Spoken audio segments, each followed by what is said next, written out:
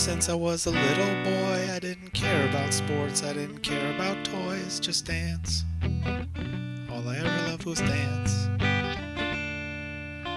Trained hard to be the best, won every last dance contest and won trophies. Lost their appeal, I pursued ballet, where I could feel the agony that we call life.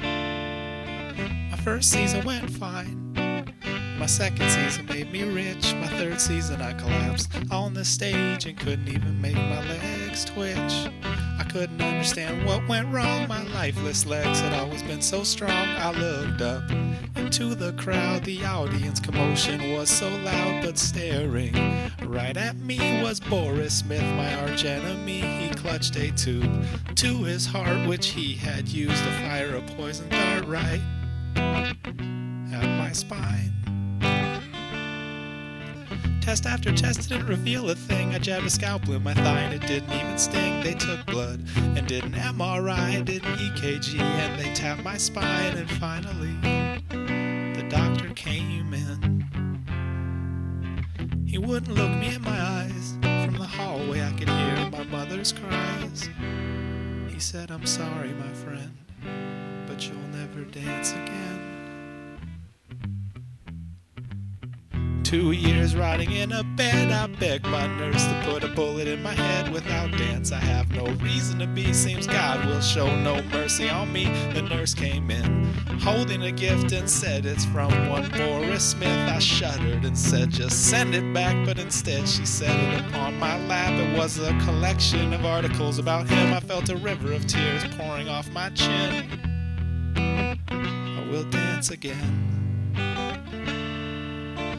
Opened up the Necronomicon, I read it cover to cover. I didn't sleep till dawn. For weeks I wondered which demon to call. I needed one strong enough to make mountains fall. I could call the 7 demons from 7 spheres, or Shugurim to torture him for years. I need a demon that could raise the dead and give life to my withered legs. Before long, I knew what to do. Summon the 8th demon, Namtilaku. Weeks spent perfecting Akkadian pronunciation. I was ready for the incantation, a sacrifice, a symbol on the floor. Soon I would be crippled no more.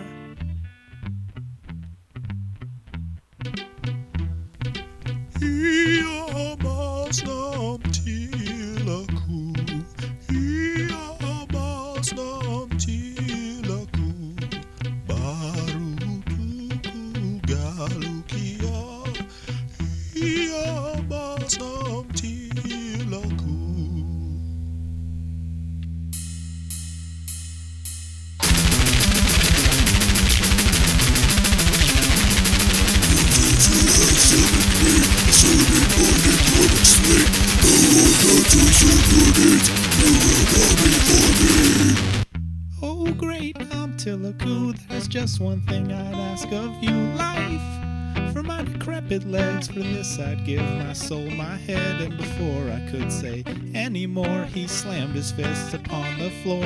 The earth shook violently. A blast of pain erupted in my knees, then to my feet and to my thighs. Fire danced in the demon's eyes, and I stood. For the first time in 2 years I stood. I will dance again. I started off with a simple chassé, then a ballon. I danced all day, joy overcame my heart. At long last I was back to my beloved art. Before long all my skills returned, in my heart a lust for vengeance burned. For a moment I thought I'd be the bigger man and be happy I could dance and even stand. No way, Boris must pay. I intentionally showed up late to the open auditions for Swan Lake, so the only remaining parts were for miscellaneous swans that would dance in the dark. Boris was already cast as the prince. Earning a minor swan role would be a cinch. In disguise I auditioned with an altered style. In rehearsals I took direction with a humble smile. And finally our production began.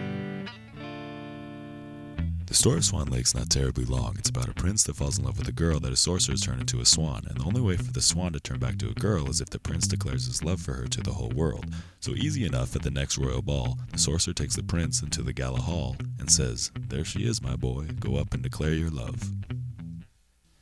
So the prince walks up and says, "I love you," but the sorcerer has pulled the old switcheroo, and it's not the Swan Queen whom the prince adored, but her evil twin sister who the world abhorred. So the prince is stuck in a personal hell, and he challenges the sorcerer to a duel to reverse the swan spell, and of course the brave prince wins, and there's kissing and rejoicing and glorious spins. That's how the story is supposed to go. Everything was going as planned. Boris played the prince and the Swan Queen swam. I was just that inconspicuous swan. I danced my parts with a swan hat on. Then came the duel at the lake. The challenge begins. The fate of the Swan Queen is with whoever wins. All us swans are just supposed to stand still, but Boris Smith just makes me ill. So I begin to dance kinda slow, small pirouettes to and fro. At this point the fight is getting heated. The prince is winning and the sorcerer is nearly defeated, and it's time for me to regain my throne. I spread my arms and I leaped real high. Little girl said, "Look, mommy, that swan can fly." I leaped and leaped repeatedly. The entire cast was staring at me. I danced over to the Swan Queen before she could recover and indicated with crossed arms that were meant for each other, and I will fight for her heart. Before Boris can refuse, I danced circles around him, leaving his ego bruised, and then I went into a simple spin. Not too fast, so he thinks he can win. He leaped, I leaped. The battle was fair. Confusion and excitement were in the air. He danced well all over the place. Infinite confidence upon his face. Then trying to deal me my death blow, he jumped and spun and landed on his toe and stood as still as night. He put up a good fight. I raised up onto my toe and slowly spun to face my foe. Then I circled the stage, smoothly spinning. Boris stood still, contentedly grinning. I ran full speed, jumped and rose and spun horizontally in the Superman pose and landed on my feet right next to him. And he revealed his evil nature again and stabbed me with a hidden blade. He's no idea the mistake he's made. I dug my fingers into the cut and ripped it wide so he could see my guts, which were black with the fury of the gods. I wrapped my hand around his chest and put an end to our ridiculous dance contest. I jumped to spin while carrying him, sometimes using my knee to smack his chin. Then I threw him on the ground. The audience never made a sound, and in my hand for everyone to see, I held the dart he used to paralyze me, and I placed it in his hand. Didn't remove my mask, but he could understand that I should never see him again. He stood up and ran. I offered the Swan Queen my hand. She took my hand and bowed. A roar of approval boomed from the crowd. So the swan husband and the swan wife were not separated by the prince's knife. As royal swans, just and good, they keep safe the lake, the sky, and the woods. The crowd went wild, cheering on their feet. A pain in my heart told me to retreat, but before I could run from the stage, a blast and a roar of demonic rage.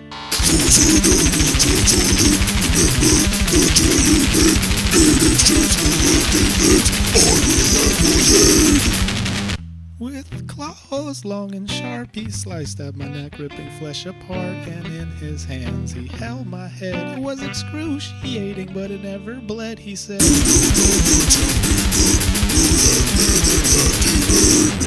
Still able to speak and see, I cast the one spell that could save me. Baruzul gidim zul ashakalom arazul. Baruzul gidim zul bara ashak asha. But not until Laku just coughed a laugh, I yet to feel the extent of his wrath. He said, "Your head and soul belong to me. You'll serve me for eternity." Screams are all I hear and sulfur's all I smell. My head sits on a stake in the pits of hell. In a fiery trench my headless body works. In agony it writhes and burns and jerks. One day a year we get a break from the torture's flames. Some souls rest and some play games, but I dance. One day a year I dance. And you don't age in hell.